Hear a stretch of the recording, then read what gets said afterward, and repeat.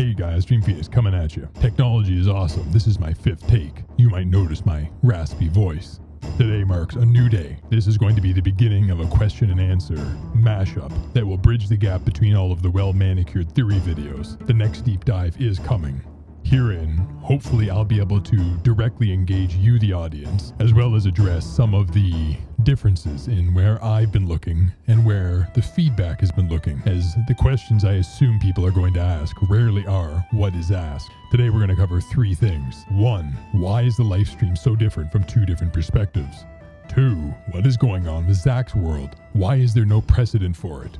And then number 3, what does the air smell like in Traitorsville? Why did I flip ships or camps or whatever the expression is? Question 1, the Lifestream. When Tifa is in the belly of a baby weapon, the Lifestream has an ocean-like appearance. And yet when Zack, Aerith, and Cloud are in the Lifestream, it appears like a world. To Tifa, everything that happens there does not have any real consequence. Whereas to Zack, everything is real. People can love and laugh. They can die, they can cry, they can fall in love. Conceivably in these worlds, you could be born and die of old age, just like you could in the world of Rebirth Remake. So how is it these 2 occur simultaneously? What is going on? God love coffee. The answer is given to us in Final Fantasy VII, right before the iconic Cloud Remembers Mind Prism sequence. Tifa and Cloud find themselves falling through the Lifestream.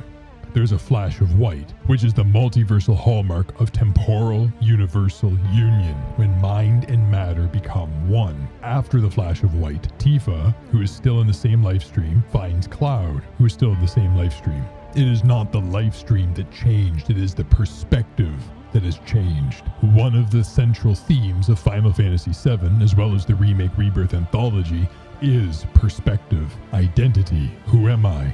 And what is this environment around me? Is it real? What is fact? What is fiction? This is taken to a quantum extreme. I say quantum because we find this differentiation in our multiverse. We have 2 different rule sets, just as the heroes of Final Fantasy VII found themselves in. We have quantum physics to describe what we're observing. We have relativity to describe what we are observing.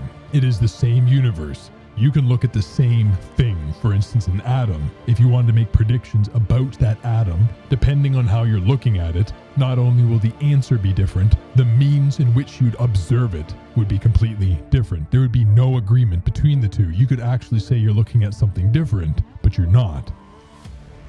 Sounds insane, but it's pretty cool. In the world of spirituality, for instance, Buddhism, like the Yogacara that Nojima-san said he was inspired by, when you become particularly enlightened, you're aware that this is the Matrix, that this is a 3D body. You are not your body. You are far more than that. You witness the same multiverse, this hyperdimensional plane of existence, as you do now. But because you are so much more enlightened, your perspective has changed. So this idea of seeing the same thing, but it being radically different depending on how you look at it, is intuitive to us, even if some people find it alien.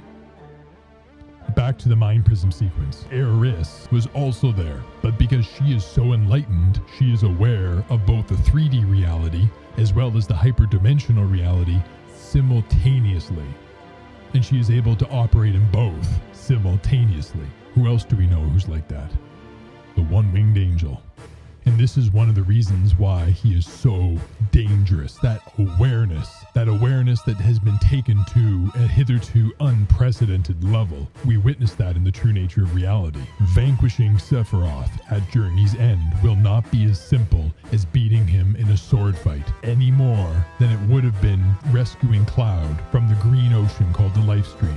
This leads us right into question number 2. What is going on with Zack's world? This is by far and away the most common question I have been given, or I have been witness to in personal discussions as well as online. What is the deal with his world? It is so immaculately well conceived. All of these building blocks that have this sublime E equals MC squared nature to them, that it is deserved of its own video. And so it will get that. but to specifically address where did it come from? Shouldn't there be a precedent for it? There's not. That answer is fairly simple. If you have a reality, like say the Mind Prism sequence, that is utterly unique, one would then expect that the progenitor for such an existence would also be quite unique. In the Mind Prism sequence, we observe insanity transcribed in 4 or more dimensions because Cloud is insane. He has taken on the consciousness of more than one person. He has Genova cells inside him. Sephiroth has been messing with him. And so you have the Mind Prism sequence. In Zack's world, you have no linear past. You have a rift in the sky. There are rainbows exuding from certain decision points. There are certain elements of it that are similar to the Mind Prism, and there are certain elements that are similar to what we would call normal reality, the Beagle timeline. But why is there no precedent for it? Same with the Mind Prism sequence. One would expect that whatever created Zack's world to be very unique. The rise and fall of the Whispers, the singularity. We observed that it was a world in the true nature of reality, but it was more than a world in Remake. It was something that united all worlds. We saw that from Zack's perspective, because he looked at the same Whisper Dome as the heroes, even though they were infinitely far apart. They were on different worlds, in different universes, whatever you want to call it. The Whispers Dome united them all. And then when the Whispers were consumed by Sephiroth, there was a mighty explosion, and we observed that there was meteoric knock-on effects because of this. Zack is alive. Midgar itself seems to have changed because Rufus looks upon an undamaged helipad. Behind Hojo is an undamaged bridge, and so on.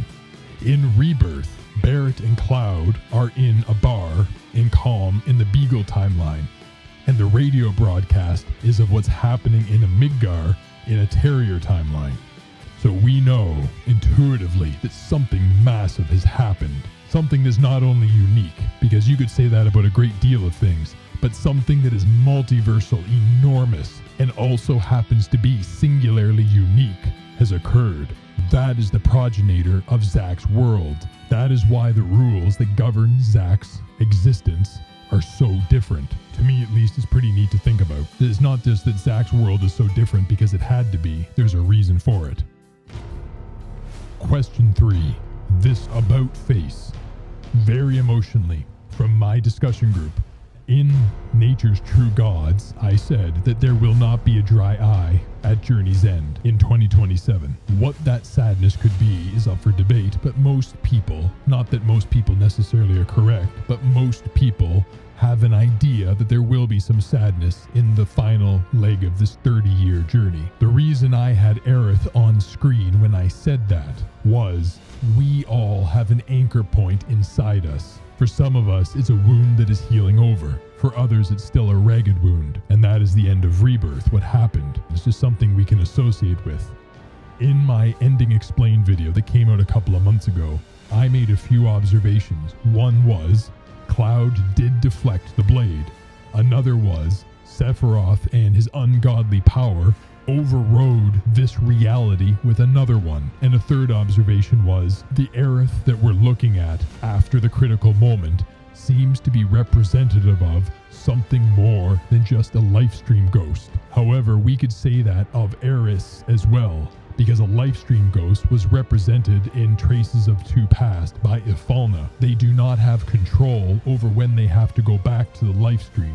It seems that both Aerith and Aerith have the ability to persist at infinitum, or at least until now. In the months spanning that emotional video and now, I have uncovered a great deal more. I have come to appreciate the genius that is downloaded and expressed this masterpiece. However, everything that was in Nature's True Gods and the videos before it are not counter to that original video, nor are they really in support of. We are 2 videos away, 2 deep dives away from the critical moment. So it'll probably be out sometime in August, where I will be breaking down what I believe we're observing, and here's why, supported by all of the deep dive videos up until it, if I could put my thumb on the pulse of the matter. Fortunately, at this Zoom roundtable, we have a very diverse group of opinions. Emotionally, we all align. We love Remake, we love Rebirth. It usually is what unifies us on all of the other discussions. It can take a bunch of nerds from literally around the world and give us something all to appreciate and discuss. There's a gentleman at the group. He's fairly far into Aerith is dead. What we observed was her dying, and the best way to describe what we observed after the critical moment, a lot of us talk this way because we're all nerds, is it is a Lifestream ghost. Not the same Lifestream ghost as Ilfana, but a Lifestream ghost. And then in the other corner, we certainly have people who say she is alive in another world, and she'll be alive in the Beagle timeline at some point in the third installment, and she will continue to be alive going into the horizon, marking the terminator of 30 years of this journey we're all on. And then there's this crazy dude who puts a lot of our thoughts onto YouTube. What I said to them that sparked wonderful conversation is what I leave you with. When Aerith, Omni-Aerith from Remake, talked about Sephiroth, Cloud remarked to Aerith, I think Sephiroth is still alive. Aerith's response was, not so much alive, but around. Well, we're familiar with Sephiroth now. We know that around is still very much corporeal, sentient, able to do many things. So for each of you individually, what is the ideascape of alive? And what is the ideascape of around? Because as I go into the final deep dives, you'll start to see the two blur.